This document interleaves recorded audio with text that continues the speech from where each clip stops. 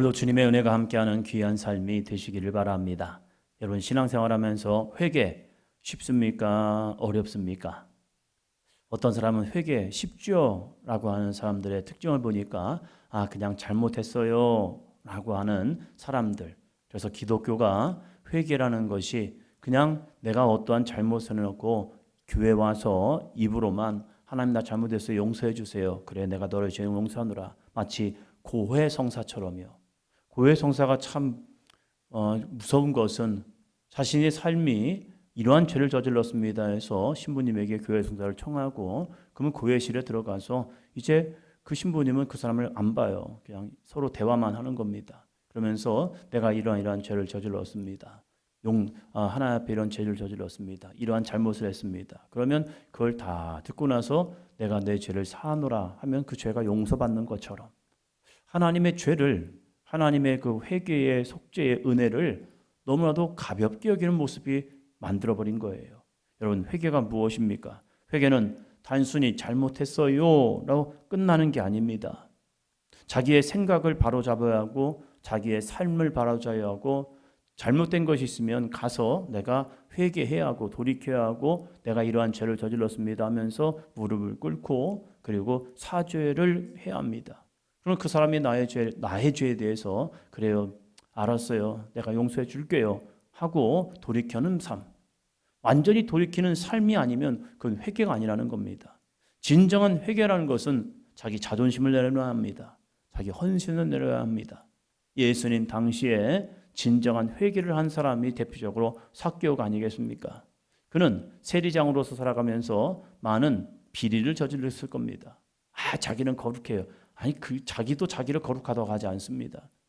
세리장 자체가 그 당시의 문화가 그래요. 예전에 교통경찰들이 있으면 교통경찰들이 가끔 차를 세웠죠. 차를 세울 때에 그냥 차를 세우는 게 아니죠. 그러면서 신분증을 면허증 좀 봅시다 하면요, 그 면허증 뒤에다가 5,000원이라도 10,000원이라도 껴가지고 이렇게 딱 드립니다. 그러면 이제 그것을 신분증을 받고 그리고 신분증 다시 줍니다. 그리고 주머니에 넣는 거죠. 대부분의 사람은 아닐 거예요. 그러나 몇몇 사람들은 그렇게 합니다. 캄보디아를 처음 갔을 때에 캄보디아에 이제 입국을 하면서 입국 심사하는 사람들이 있습니다. 그러면 그 입국 심사하는 사람들한테 그냥 이것저것 따져 묻는다는 거예요. 그러면 캄보디아 말을 잘 우리가 모르잖아요. 그러니까 거기다가 1달러만 넣어가지고 여권에다가 넣어가지고 딱 주면 그걸 받고 그냥 도장 딱 찍어줘 통과. 그런데 그렇지 않으면 이런저런 말을 하는 거예요. 초창기에. 그러면서 그 1달러씩 받는 게 몇 명이나 되겠습니까? 무지 받는 거죠. 그러면 그들만 받겠습니까? 아니죠. 그 위로 올라가는 거죠. 이제 돈이. 세리장이라는 자체가 그래요. 세리장이라는 자체가 로마에서 어떠한 세금에 대한 항목이 들어오면 그 항목을 나누어 백성들에게 빼앗는 겁니다. 그래서 세금을 올려 보내야 합니다. 그러면 그 세금은 내가 책정하는 거예요. 국가에서는 그냥 네 나라는 네 지역은 어느 정도 걷어와 라고 하면 한 100만 원이라면 자기 마음대로 150만 원을 거둘 수도 있어요. 그럼 나머지는 자기들이 갖는 거죠. 그러다 보니까 세리장으로서 자기가 자기를 알잖아요. 그래서 그가 이런 고백을 하잖아요. 예수 그리스도를 만나고 나서 그의 재산 절반을 팔아서 가난한 자들에게 주겠습니다. 그것은 지금까지 자기가 자기 민족에게 졌던 죄에 대한 회개. 그래서 이 자기 재산을 반절을 나누어서 가난한 자에게 나눠주겠습니다. 사회사업한 거 아닙니다. 회개한 겁니다. 내가 이들을 힘들게 했던 거 그걸 회개합니다. 그래서 그들에게 나누겠습니다. 그럼 나머지 반절 가지고 뭐 하느냐? 남의 것을 빼앗은 일이 있다면 그 빼앗은 것의 4배를 갖겠습니다. 계산이 빠른 사람이죠. 그냥 반절이 아니라는 거죠. 자기가 착복한 게 있고 빼앗은 게 있기 때문에 그것을 나누겠습니다. 그러면 자기는 완전히 거덜난 겁니다. 왜 그런 일을 하느냐? 회개란 게 바로 그런 거란 거예요. 나 잘못했어요. 하나님 앞에만 회개하면 되는 것이 아니라 당사자에게 가서 자신의 허물과 자신의 죄를 정말로 낮은 자의 모습으로 용서를 구할 수 있는 것. 그거 정말로 어렵습니다. 그래서 회개시키는 것이 만만치 않아요. 자신의 죄성을 찾아내야 하기 때문입니다. 권사님 회개하세요. 집사님 회개하세요. 장로님 회개하세요. 이거 진짜 어렵습니다. 왜냐하면 그의 삶 자체를 들추어내야 하기 때문에요. 지금 에스라가 2차 포로 귀환민들과 함께 바벨론에서 돌아왔습니다. 한 80년의 시간이 지나서 돌아왔습니다. 1차 포로 귀환민들 정말로 열심히 살았습니다. 그래서 무너진 성전을 만들어냈고요. 그리고 성벽 재건을 이루기를 이제 준비를 하고 있습니다. 성전을 짓는다는 것 그것도 만만치 않았습니다. 그들이 1차로 포로가 와서 열심히 일해서 만들어냈습니다. 그리고 2차 포로 귀환민들이 돌아온 겁니다. 그러면 그들은 1차 포로 귀환민들에게 뭐라 해야 합니까? 당신들 수고했네요. 애썼네요. 무너진 성전을 이렇게 잘 회복했네요. 하면서 박수 쳐줘야 하고 당신들 참 수고 많았습니다라고 칭찬해 주면 좋겠죠. 그런데 에스라가 돌아와서 하나님께 제사를 드리고 나서 이제 이 사람들과 함께 지내면서 한 소식이 들려왔습니다. 9장 1절입니다. 이 일 후에 방백들이 내게 나와 이르되 이스라엘 백성과 제사장들과 레위 사람들이 이 땅 백성들에게서 떠나지 아니하고 가나안 사람들과 헷 사람들과 브리스 사람들과 여부스 사람들과 암몬 사람들과 모압 사람들과 애굽 사람들과 아모리 사람들의 가증한 일을 행하여라고 말합니다. 누가요? 이스라엘 백성과 제사장들과 레위 사람들이요. 이 땅 백성들에게 떠나지 아니하고 그들이 가증한 일을 행했습니다. 그럼 그 가증한 일이 무엇입니까? 2절입니다. 그들의 딸을 맞이하여 아내와 며느리로 삼아 거룩한 자손이 그 지방 사람들과 서로 섞이게 하는데 방백들과 고관들이 이 죄에 더욱 으뜸이 되었다 하는지라. 여러분, 개혁이 어려운 것은요, 지도자들이 부패하면요 개혁은 어렵습니다. 개혁이 쉬운 것은 지도자들이 올바르잖아요. 그럼 개혁은 조금 순탄하게 진행이 될 수 있습니다. 왜 그러냐면 지도자들이 법을 만들고 집행해야 하기 때문입니다. 그런데 나부터 문제가 되는데, 나부터 허물이 되는데, 우리나라 사회에서 간통법이 사라져버렸죠. 간통법. 이것만 걸려면요 남자들 재산 다 뺏겼습니다. 그런데 이 간통법이 사라져버렸습니다. 무엇 때문에요? 지도급들이 간통을 저지르고 있나 보죠. 서로와 서로의 관계 속에서 약속을 파기한 거, 그거 무서운 거 아닙니까? 그런데 그것 때문에 가정이 파괴되고 있습니다. 그럼에도 불구하고 간통법을 폐지해버렸습니다. 왜? 무엇 때문에? 윗급들이, 지도자들이, 법을 만드는 사람들이 떳떳하고 정의로우면요 간통법 그걸 계속 유지하면서 이건 죄입니다. 이것은 한 가정을 파괴하는 문제입니다. 그래서 이것은 죄로 따끔하게 다뤄야 합니다 라고 한다면 문제가 되지 않겠죠. 그런데 지도급들이 다 그런지 몰라도 이 간통법 폐지에 대해서 반대하는 입장들이 많았음에도 불구하고 폐지시켜버렸습니다. 무서운 사건이죠. 여러분, 영화를 보거나 드라마를 보면요 담배 피는 장면이나 이런 부분들을 모자이크 처리합니다. 담배, 흡연이 좋지 않기 때문입니다. 그러나 많은 사람들이 하는 말이요, 흡연으로 벌어지는 범죄보다 술로서 벌어지는 범죄가 얼마나 사회에 많은지요. 음주운전이나 여러 가지 사건들, 여러 가지 흉악 범죄들이 그 내면에 벌어지는 사건들을 보면요 술 때문입니다. 한 번은 한 아이와 아버지가 같이 음식점에서 밥을 먹고 있는데 그 아이가 약간의 그 장애가 있었습니다. 근데 이 장애가 있는 아이가 뭔가 행동을 하니까 옆에 있던 사람들이 이런저런 말 했던 것 같아요. 그래서 그 아빠가 이 아이는 장애가 있고 이런 부분에서 했던 것 같습니다. 그런데 옆에 있는 사람들이 그 아버지를 끌고 들어가서 밖에서 서로 때려가지고 죽음을 당했습니다. 이 아이에게는 엄청난 충격이죠. 내 앞에서 내 아빠가 죽어온 겁니다. 근데 그 사건의 결말을 보면 바로 술 때문입니다. 술을 취하니까 감정 컨트롤이 되지 않는 거예요. 그래서 지금도 사회적인 문제의 가장 많은 부분이 바로 술 때문에 벌어지는, 음주 때문에 벌어지는 일입니다. 그럼에도 불구하고 이 사회는요 술에 대한 광고가 너무나도 기가 막히고 아름답게 포장해 나옵니다. 소주는 정말로 예쁜 우리 젊은 여자 배우들이 소주 선전을 하고, 맥주는 멋있는 남자 배우들이 맥주를 딱 선전하니까요, 와, 한번 먹을만 하구나. 왜 그럴까 생각했더니 소주는 남자들이 좋아하는가 봐요. 그래서 여자 광고를 하고 맥주는 여자들이 좋아해요. 그러니까 멋있는 남자들이 광고를 하니까 아우 이 맥주 요즘은 다 혼합해버리죠. 그러한 사회적 문제가 더 많음에도 불구하고 이 주류 시장이 너무나도 크기 때문에 그리고 거기에서 벌어진 발생하는 여러 가지 일들이 있기 때문에 그 광고가 되는 거예요. 미국 사회가 총기 사고가 무지 많이 납니다. 이 총기 사고가 무지 많이 남에도 불구하고 그들은 총기를 합법화해 놓습니다. 마트에 가서도 그냥 살 수 있답니다. 이게 놀라운 일이죠. 왜 그런가? 끊임없이 총기에 대한 이것을 규제합시다. 총기로 인해서 벌어진 사건들이 너무 많습니다. 규제해야 합니다. 함에도 불구하고 아니요, 괜찮습니다. 잘 쓰면 좋은 거죠. 맞아요. 잘 쓰면 좋은 거예요. 그러나 그것이 컨트롤이 되지 않으니까 수많은 사건들이 초등학교 같은 데서 막 벌어지고 있잖아요. 그래도 불구하고 규제하지 않습니다. 왜? 돈 때문에요. 로비로 인하여서. 지금 이 에스라가 80년 만에 2차 포로 귀환민들과 함께 와봤습니다. 그런데 이 사회가 지금 난리가 난 겁니다.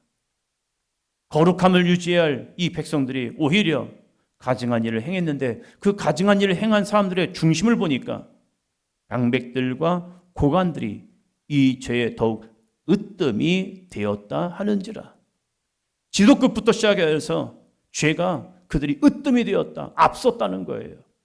무슨 말입니까? 에이, 지금이 어느 시대입니까? 지금이 우리들만의 시대가 아니잖아요. 우리가 이 과정을 겪었듯이 지금은 바벨론 시대를 지나서 페르시아 시대가 아닙니까? 지금은 국제화 시대입니다. 지금은 우리는 독립적인 국가가 아니라 지금은 포로민의 삶을 살고 있는 겁니다. 그 장소가 바벨론에서 예루살렘으로 바뀌었을 뿐이지 예루살렘으로 돌아온 포로 귀환민들이 자주적인 나라를 만든 게 아니에요. 여전히 페르시아의 속국에 있습니다. 그러한 모습 속에서 우리만을 주장한다? 그거 진짜 위험한 일이기도 맞아요. 그런데 이들은 국제적인 그러한 사회, 지금 이 시대가 포로의 삶을 살고 있고 피정복자로 살고 있기 때문에 지금 이 사회가 이렇게 이방인들과 함께 결혼해서 융화 정책을 쳐야 우리가 지금 이 땅에서 존재할 수 있습니다. 이러한 가변을 논했겠죠. 정당성을 이야기했겠죠. 그러면서 지도자들도 이 정도는 괜찮아요. 이 정도는 괜찮아요 하면서 모든 걸 다 포용한 겁니다. 그럴 때에 에스라는 이렇게 합니다. 3절이요. 내가 이 일을 듣고 속옷과 겉옷을 찢고 머리털과 수염을 뜯으며 기가 막혀 앉으니. 지금 이 상황을 보니까 기가 막힌 거예요. 이것은 괜찮은 게 아니라 죄라는 거예요. 왜요? 이 에스라는 율법에 능통한 학자였다는 겁니다. 자신조차도 하나님의 말씀 가운데 살아가는 존재였던 겁니다. 어디에서부터요? 바벨론에서부터요. 그는 바벨론에서 포로 생활함에도 불구하고 그는 율법을 연구하는 학자였고 율법대로 살기 위해서 무던히 애썼습니다. 그럼에도 불구하고 왕은 그를 신임했습니다. 말씀대로 살면 이 땅에서 승리할 수 없습니다. 높이 올라갈 수 없습니다. 이런 얘기합니다.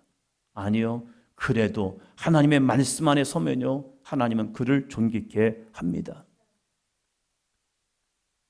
가끔 군대나 정치나 여러 가지 사회에서 믿음으로 사는 사람들의 간증을 합니다. 자기가 믿음으로 살기 위해서 얼마나 무던히 했었는지, 특별히 한 시대를 살아왔던 이제 과거를 지금 한 10년 선배들만 해도 믿음으로 살기가 정말 어려웠겠죠. 회식 문화가 있어가지고 그 회식 문화 속에서 내가 그리스도인입니다 라고 하면서 자신을 나타내는 거, 그거 정말 어렵습니다. 왜요? 그거 가지고 장난하거든요. 윗사람들이 야 너 기독교인이야? 일로 와. 술을 그냥 받기만 해. 너만 잘났냐? 한 사람이 간증을 하더라고요. 간증을 해가지고 좋은 기업, 대기업에 들어갔습니다. 들어가서 이제 자기가 하나님이 나를 이 대기업에 붙게 하셨으니까 내가 여기서 정말로 믿음의 사도가 되어서 선교사가 되어서 믿음으로 열심히 살아가야겠다 해가지고 이제 했답니다. 근데 회식에서 이제 윗상관이 술을 따라주는데 저 교회 다녀서 술 안 먹습니다 했더니 갑자기 윗상관이 뺨을 탁 치더래요. 뭔데 안 봐도 네가 맞았대요. 그럼에도 불구하고 자기는 술을 먹지 않습니다. 그랬다는 거예요. 그래서 이 사람은 도대체 누구야? 근데 어느 날 그분이 딱 부르더니 자기가 이런 말 하더래요. 나도 어느 교회 다니는 집사인데 야, 너를 보면서 내가 감동을 받았다.